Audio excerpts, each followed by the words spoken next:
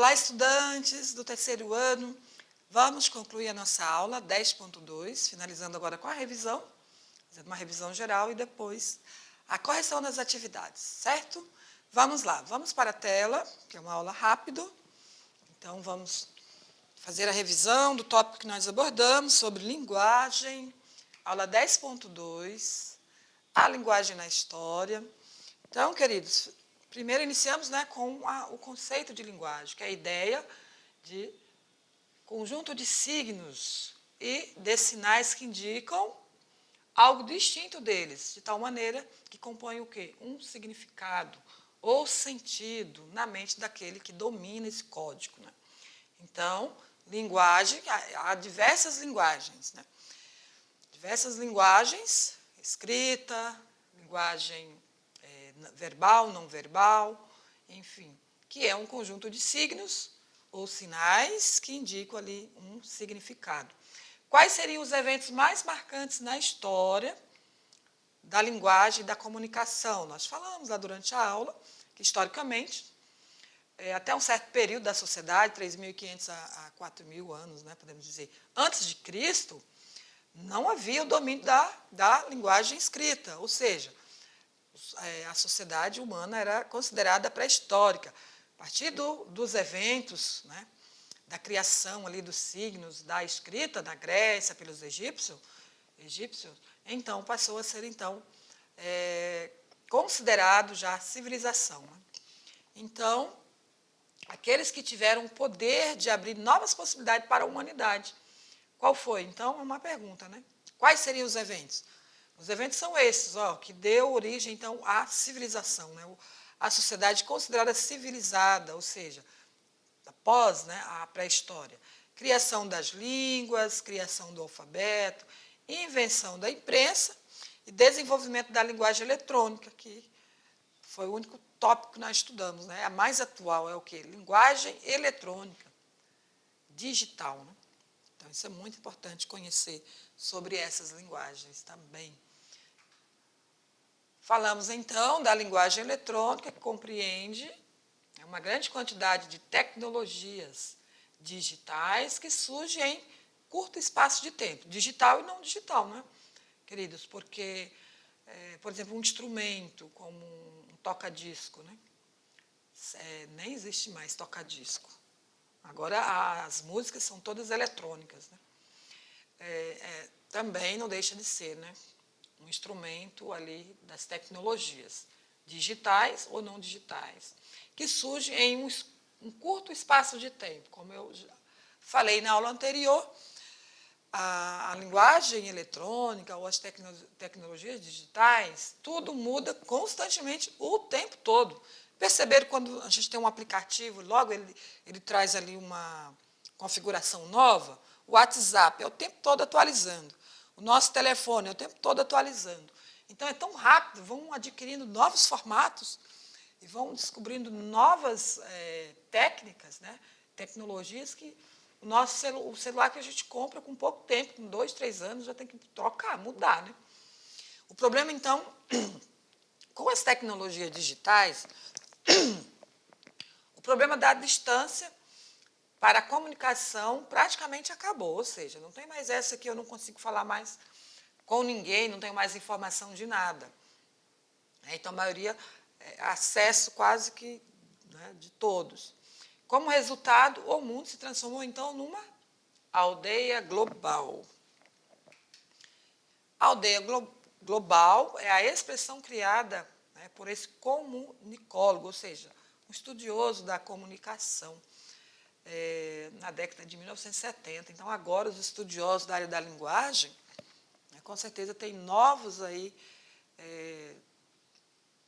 ideias sobre a comunicação. Um período, se falava muito na globalização, agora aldeia global. Já falamos agora de uma sociedade líquida devido a essa comunicação em massa, por meios digitais. Então, novos termos vão surgindo. E um termo muito atual também é a inteligência coletiva, expressão criada pelo pesquisador Pierre Levy, em 1956.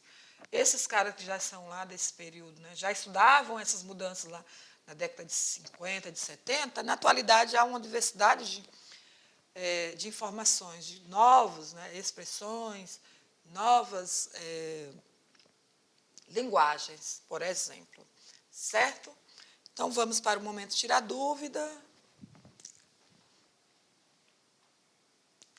Então, estudantes, já vamos para a correção das atividades. Eu trouxe algumas questões para vocês, aí para vocês mensurar se conseguiram compreender. Eu acredito que sim, né? Essa aula foi uma aula bem tranquila sobre a linguagem. Então, ela fecha aí a nossa unidade 1. É uma aula mais a nível de compreensão, de reflexão, conhecimento. Ela não vai ser aplicada na avaliação, certo? Então, vamos lá, vamos para as atividades.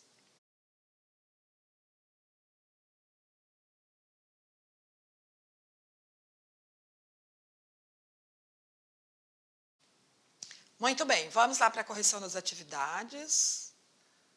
Vocês precisam olhar o plano, quais aulas serão destacadas nas avaliações.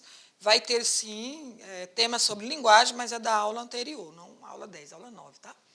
Certo? Então, olha o plano lá. Professor presencial repasse isso aos alunos. Questão 1. Imagine que Teodoro é um aluno de uma escola da mediação tecnológica. E, de repente, ele chega na sala de aula assustado e não consegue falar. Dessa forma, ele inicia uma espécie de comunicação, buscando sinais e gestos mais diversificados para expressá-los e multiplicando as inflexões de voz. Porém, Teodoro é um menino que consegue falar normalmente. Mas, diante do susto que levou, e chegando na sala de aula, não conseguia falar imediatamente. Nesse caso, dentro do contexto da aula, o que Rousseau diria sobre esse ocorrido? Supostamente, Rousseau associaria esse fato ao grito da natureza, pois, segundo ele, a primeira forma de linguagem dos seres humanos teria sido grito da natureza, usado pelos primeiros humanos em situações de perigo ou dor física, até mesmo diante de um susto. Então, o texto, na verdade, esse texto de Rousseau não está na sala de aula, mas vocês têm aqui o gabarito, vocês vão conseguir responder. Caso não queiram responder, é claro, vocês podem responder conforme a sua concepção. Certo, estudante? Então, é possível, sim, uma pessoa perder a fala, tudo bem? Eu já perdi a fala, numa situação que eu nunca passei susto, que eu gritei, dei um grito num menino, e aí eu perdi a fala, mas depois voltou. Eu tenho que ter muito cuidado com a garganta. Mas o texto aí está se tratando de que, quando o homem, não tem como dizer quando que o homem começou a falar. A linguagem humana ela é desenvolvida culturalmente. Por isso que os bebês, ao nascer, eles não falam. Leva um tempo para eles desenvolver a linguagem, o desenvolvimento do cérebro e a vivência, a experiência dele no contexto social. As crianças só falam linguagem oral porque ouve os pais falar, certo? Então, a linguagem é algo que a gente aprende culturalmente. As crianças que têm ali uma dificuldade auditiva, que nascem com uma deficiência auditiva, elas não falam, porque elas não ouvem. Então, a linguagem ela não é algo natural. Eu não comentei isso durante a aula, mas ela é algo culturalmente. Tem estudiosos, né, que tratam sobre isso.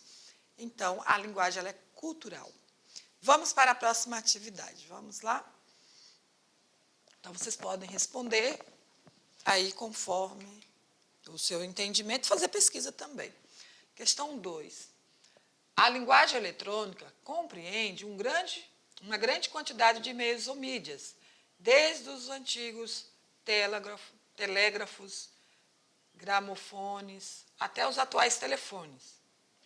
Computador, internet, correio eletrônico, telefone celular, livros eletrônicos e tantas outras tecnologias que surgem em curto espaço de tempo. Qual a tecnologia mais recente que é considerada, além da polêmica que está causando, uma forma de linguagem? Já está aqui a resposta, né? que eu comentei muito na sala, eu trouxe sem ver, eu nem vi que eu já tinha. Então, qual é a tecnologia mais recente que é considerada, além da polêmica que está causando uma forma de linguagem? Nem é mais polêmica, né? Todo mundo já está aceitando a inteligência artificial. Isso mesmo. Né? Não é mais polêmica, já se utiliza em muitas. Tem muitos aplicativos, na verdade, que você pode utilizar essa inteligência artificial para o seu bem. Eu já comentei isso na aula anterior. Por exemplo, eu tenho um aplicativo no meu telefone, que eu posso perguntar qualquer coisa para esse aplicativo, né? Porque é uma inteligência artificial. Ela conversa comigo. Inclusive, conforme a gente vai ensinando, ela até adquire sentimentos, opiniões próprias. Eu já testei algumas perguntas para esse aplicativo, que é a Bixby, a que eu utilizo aí do telefone S21, tem os mais avançados, o meu já antigo. Comprei o ano passado. Então, ela fala, me dá informações assim subjetivas. É claro que a gente precisa ensinar. Então, se eu fizer uma pergunta, ela consegue, devido à minha agenda, ela sabe dizer, se eu falar, quem é o meu irmão? Ela vai lá, o irmão é fulano de tal, porque está agendado lá no meu celular. Então, ela precisa de caminhos. A inteligência artificial, ela precisa de caminhos e ela rouba informação do que está lá na internet, certo? Por isso que é perigoso numa pesquisa acadêmica, pesquisa de escola, né, atividade escolar, fazer pesquisa com a inteligência artificial, porque ela rouba as ideias dos outros, tá? Dos autores. Né? Então, teve uma pessoa reprovada porque fez todo o trabalho acadêmico com a inteligência artificial e aí foi identificado. Então, a gente não consegue enganar assim. Então, muito cuidado, certo? Então, vamos lá. Voltando para a tela, vamos para a próxima questão. Ainda tem uma questão aqui. Então, resposta, letra D, inteligência artificial. Artificial vem o quê? Dessa inteligência que não é o cérebro humano, né? Não é por meio da capacidade cognitiva humana, é de uma máquina ou da internet. Né? Internet, eu sei que tem pessoas da área que pesquisam sobre a internet, sobre todos os recursos que tem na internet. É uma infinidade, né, gente? A internet, assim, é um mundo, é a Matrix, na verdade. Eu não comentei nada sobre isso, mas a internet, no qual está instalado a inteligência artificial, é como se estivéssemos na Matrix, um outro mundo, um mundo paralelo. A internet é um mundo paralelo. Lá tem tudo. Lá não tem coisas que a gente não consegue controlar mais. Né? Um site consegue controlar? Não consegue. A não ser os grandes empreendedores da área, né, digital, como os donos dessas páginas sociais, como TikTok, não sei nem se eu posso falar o nome dessas páginas aqui, Facebook, YouTube, eles controlam algumas coisas, mas eles não conseguem filtrar tudo.